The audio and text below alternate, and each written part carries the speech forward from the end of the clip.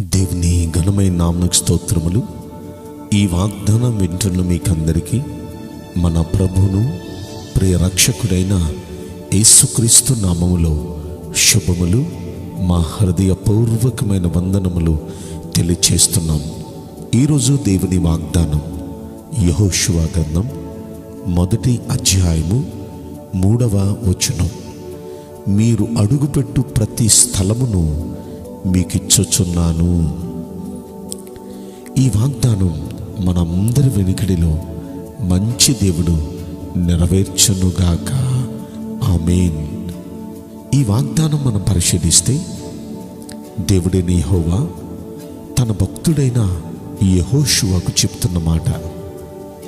అక్కడ ఏమంటున్నారంటే, నేను మోషేతో చెప్పినట్లు మీరు అడుగుపెట్టు ప్రతి స్థలమును మీకిచ్చుచున్నాను.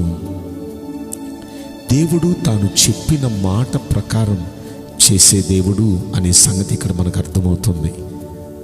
తన పూర్వీకుడు, తనకు ముందు ఇజ్రాయేలీయులకు లీడర్గా ఉన్న మోషేతో చెప్పాడు, ఈ ఇజ్రాయేలీని తీసుకొని బయలుదేరు, నేను ఐగుప్తులో నా ప్రజల బాధను చూచాను, పనులలో తమను కష్టపెట్టు వారిని బట్టి వారు పెట్టిన మొర్ర నేను విన్నాను, ఆ దుఃఖం నాకు తెలిసే ఉంది. నేను ఈ ఐగుప్తీయుల చేతుల్లో నుండి విడిపించి విశాలమైన మంచి దేశం అనగా పాలు తేనెలు ప్రవహించు దేశానికి నేను వారిని నడిపిస్తాను లే మోషే అన్నారు. ఇప్పుడు మోషేతో దేవుడు వాగ్దానం చేశారు, ఆ దేశాన్ని నిశ్చయంగా మీకు ఇస్తాను, అది పాలు తేనెలు ప్రవహించు దేశము. ఒక్కసారి మనం ఆలోచిస్తే, దేవుడు మోషేకు వాగ్దానం చేశారు. మోషే ఒకవేళ లేకపోవచ్చు, కానీ మోషే తర్వాత నాయకుడు యెహోషువ ఉన్నాడు. యెహోషువ ద్వారా దేవుడు చెప్పిన ఆ మాట ఇశ్రాయేలీయుల పట్ల దేవుడు నెరవేర్చాడు. మనుషులు లేకపోవచ్చు, కానీ మాట ఇచ్చిన దేవుడు ఆ మాటను ఎప్పుడు ఆయన నెరవేర్చుటకు సమర్థుడు, శక్తిమంతుడు. ఆయన మాటను ఆయన జ్ఞాపకం చేసుకొని ఖచ్చితంగా ఆయన మాటను నెరవేర్చే దేవుడు. అయితే వీరు 40 సంవత్సరాల నుండి నడుస్తూ వస్తున్నారు. ఏ వాగ్దాన దేశంలో అడుగు పెట్టాలని కలలు కంటూ నడుచుకుంటూ వస్తున్నారు.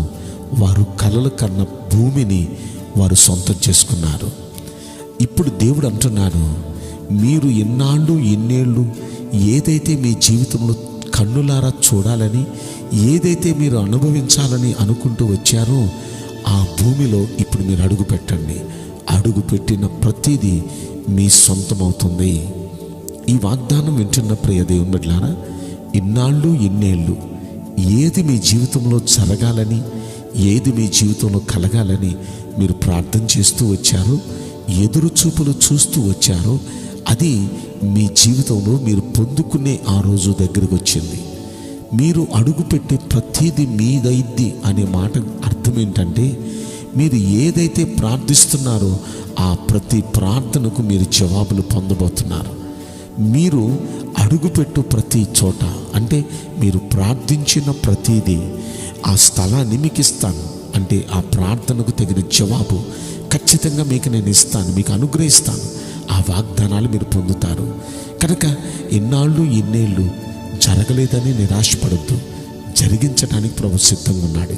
అయితే ఆ జరగటానికి ఒక చిన్న షరతు పెట్టాడు. ఆ షరతు ఏంటంటే, ఇక్కడ కింద 7, 8, 9 వచనాలు మనం పరిశీలిస్తే అక్కడ 2 మాటలు చెప్తున్నాడు.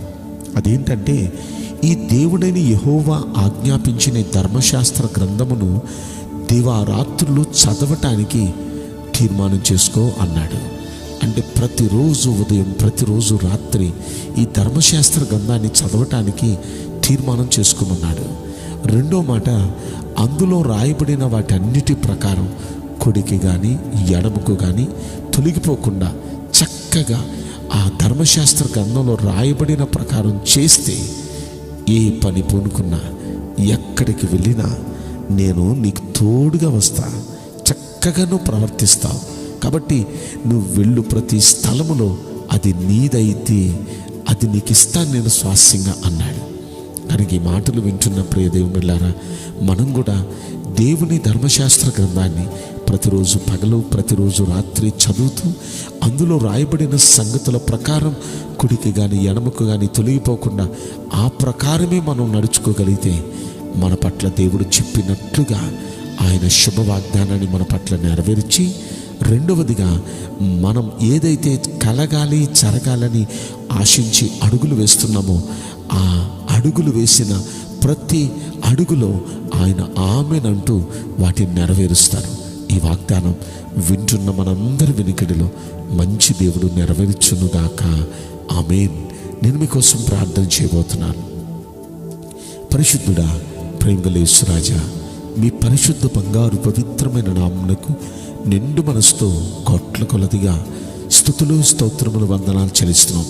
ఈ వాగ్దానం వింటున్న ప్రియుల జీవితంలో దయచేసి ఈ వాగ్దానం నెరవేర్చి కృప చూపించమని, ఇన్నాళ్ళు ఎన్నేళ్ళు ఏది కలగాలి జరగాలని ఎదురు చూపులు చూస్తున్నారో అది వారు సొంతమగినట్లు మీరు అనుగ్రహించమని ఈ కొద్ది మనవులు నజరుడని యేసుక్రీస్తు ప్రశస్తమైన నామములో మిక్కిలి వినయముతో ప్రార్థించి బ్రతిమలాడి వేడుకుంటున్నాం ప్రియ పరలోకపు తండ్రి. ఆమేన్. May God bless you all. Thank you.